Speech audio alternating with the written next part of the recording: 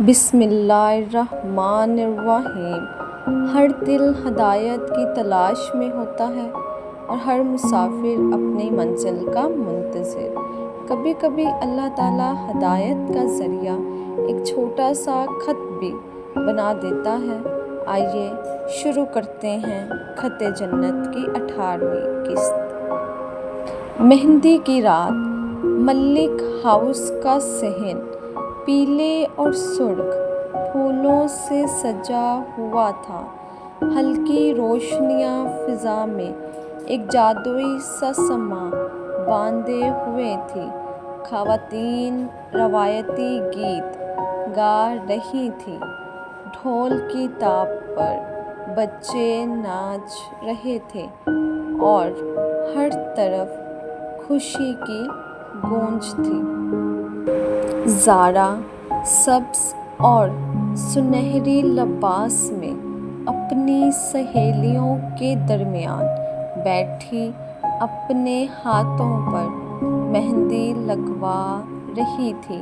عائشہ نے مذاق میں کہا، دیکھو، مہندی کا رنگ جتنا گہرا ہوگا، تمہارا شوہر تمہیں اتنا ہی زیادہ چاہے گا۔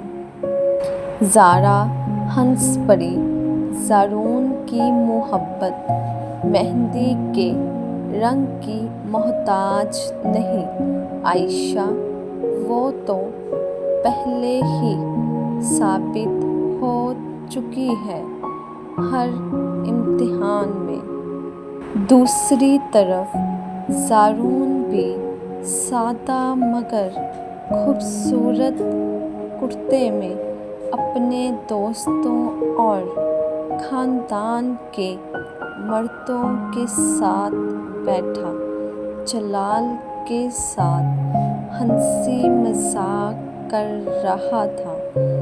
جلال نے چھیڑتے ہوئے کہا، زارون، یاد ہے جب تم پہلی بار اس گھر میں آئے تھے، غصے اور بدلے کی آگ لیے، اور آج تم یہاں محبت اور خاندان کے ساتھ بیٹھے ہو۔ زارون نے مسکراتے ہوئے آسمان کی طرف دیکھا۔ اللہ کے فیصلے ہمیشہ ہماری سوچ سے بہتر ہوتے ہیں جلال، میں نے کبھی نہیں سوچا تھا کہ انتقام کی تلاش محبت کی منزل پر ختم ہوگی۔ دادی جنت ایک آرام دہ کرسی پر بیٹھی پوری تقریب کو مسکراتے ہوئے دیکھ رہی تھی۔ ان کی آنکھوں میں ایک عجیب سی چمک تھی، ایک ایسی خوشی جو برسوں کے انتظار کے بعد آئی ہو۔ تقریب کے عروج پر جب موسیقی اور رقص اپنے جوبن پر تھے، دادی جنت کو اچانک چکر آیا۔ ان کا سر ایک طرف جھکا اور وہ کرسی پر ہی بے ہوش ہونے لگی۔ قریب بیٹھی زارا نے فوراً محسوس کیا، دادی، اس نے چیختے ہوئے کہا، تیزی سے ان کی طرف بڑھتی ہوئی۔ فوری طور پر خاندانی معالج کو بلایا گیا۔ چند دلکش زدہ لمحوں کے بعد دادی نے آہستہ سے آنکھیں کھولیں، کمزور مسکراہٹ کے ساتھ، میں ٹھیک ہوں، انہوں نے آہستہ سے کہا، بس اتنی خوشی، اتنے جذبات شاید میرا برا دل سنبھال نہ سکا۔ ڈاکٹر نے معائنے کے بعد تسلی دی کہ خطرے کی کوئی بات نہیں، بس آرام اور کم تناؤ کی ضرورت ہے۔ زارا نے آنسو بھری آنکھوں سے دادی کا ہاتھ تھاما۔ دادی پلیز اپنا خیال رکھیں، ہمیں آپ کی ضرورت ہے ابھی بہت لمبے عرصے تک۔ دادی نے پیار سے اس کا ماتھا چوما۔ فکر مت کرو بیٹی، میں تمہاری شادی دیکھنے تک اور اس کے بعد بھی اللہ کی مرضی سے یہیں رہوں گی۔ مہندی کے اگلے دن جب خاندان دادی کی صحت کے بارے میں کچھ مطمئن ہو چکا تھا، ایک سرکاری لفافہ ملک ہاؤس پہنچا جو زرون ستارہ کے نام تھا۔ زرون نے کھولا تو اس میں عدالت کی طرف سے ایک نوٹس تھا۔ کریم بخش کی گواہی اور شہزاد قریشی کے اعتراف کی بنیاد پر 50 سال پرانے زمینی تنازع کا کیس دوبارہ کھولا جا رہا تھا۔ یہ وہی زمین کا مقدمہ ہے جس نے میرے خاندان کو تباہ کیا تھا، زرون نے حیرانی سے کہا۔ عارف ملک کو نوٹس دکھاتے ہوئے عارف ملک نے غور سے پڑھا، پھر مسکرا کر کہا، زرون، یہ اس ظلم کا ازالہ ہے جو برسوں پہلے تمہارے خاندان کے ساتھ ہوا۔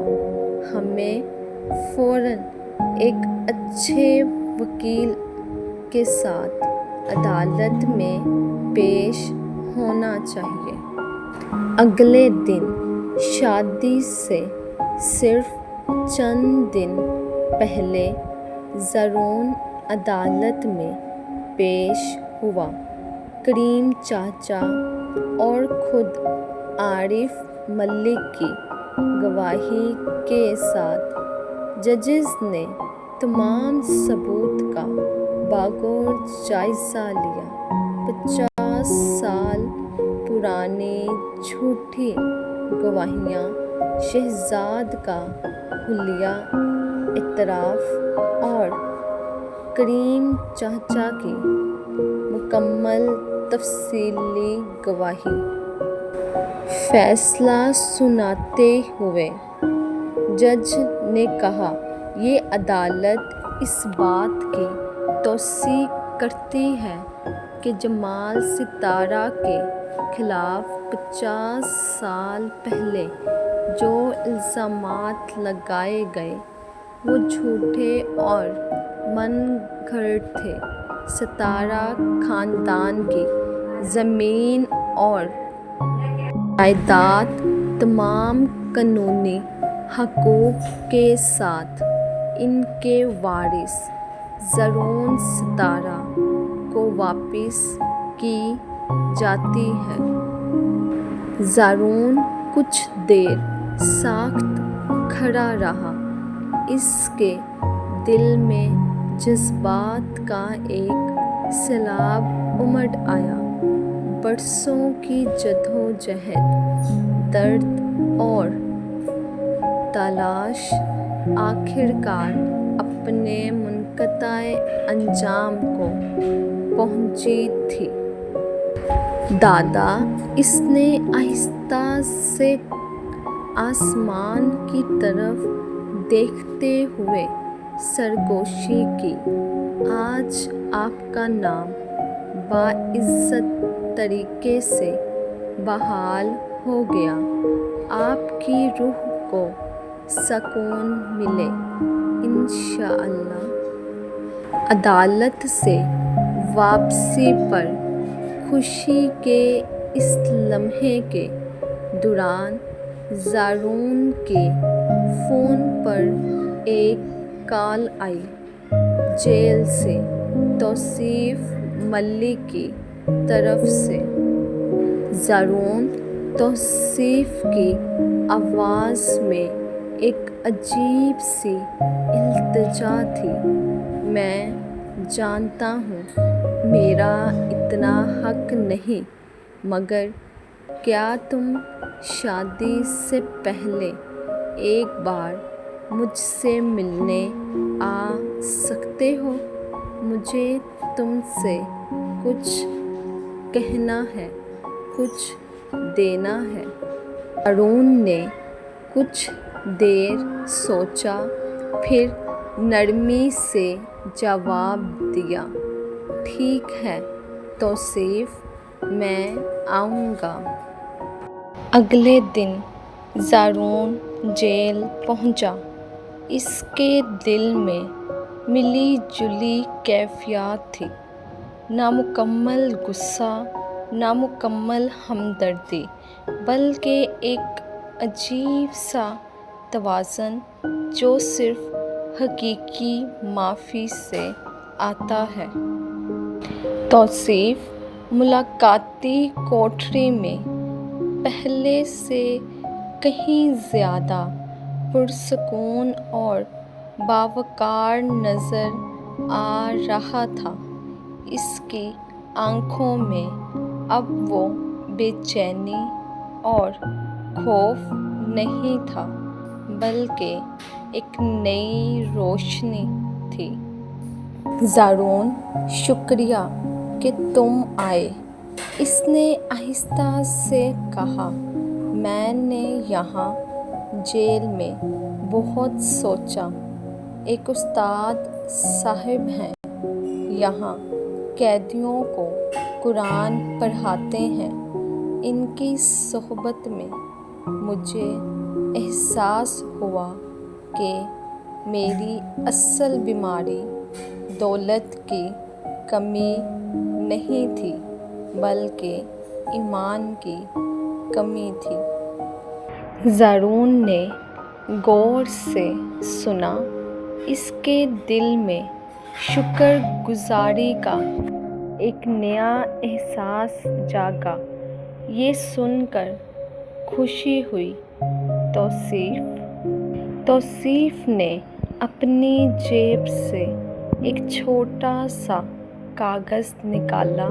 یہ میری طرف سے تمہارے اور زارا کے لیے ایک تحفہ ہے، قانونی دستاویز جس کے ذریعے میں کمپنی میں اپنا باقی ماندہ حصہ، جو میں نے دھوکہ دہی سے حاصل نہیں کیا تھا بلکہ جائز طور پر میرا تھا، زارا کے نام کر رہا ہوں، بطور شادی کا تحفہ اور بطور اپنی غلطیوں کے کفارے کا ایک چھوٹا سا حصہ۔ زارون کی آنکھوں میں حیرت اور جذبات ابھرے۔ توصیف، تمہیں یہ کرنے کی ضرورت نہیں، مجھے کرنی ہے، توصیف نے مضبوطی سے کہا۔ یہ میرے لیے ضروری ہے۔ اپنے آپ کو اپنے رب کے سامنے تھوڑا ہلکا کرنے کے لیے۔ زارون، مجھے ایک وعدہ دو۔ کیا؟ زارون نے پوچھا۔ اپنے بچوں کو، توصیف نے آہستہ سے کہا۔ اس کی آواز میں گہری تڑپ تھی۔ کبھی حسد اور لالچ کا سبق मत देना, इन्हें मोहब्बत और शुक्र सिखाना, जैसा तुमने पूरी इस कहानी में दिखाया। ज़ारून ने आबिदा होकर सर हिलाया। मैं वादा करता हूँ तौसीफ। जाते वक्त दोनों ने एक दूसरे को गले लगाया, एक ऐसे गले लगाना जिसमें बरसों की दुश्मनी नहीं, बल्कि नए सिरे से शुरू होने वाली भाईचारे की उम्मीद थी। इस रात घर वापस आकर ज़ारून ने ज़ारा को ये मुलाकात और तौसीफ का तोहफ़ा तफसील से सुनाया। ज़ारा की आँखों में आंसू आ गए। ज़ारून, ये सब कुछ इतना खूबसूरत और इतना दर्दनाक दोनों एक साथ कैसे हो सकता है?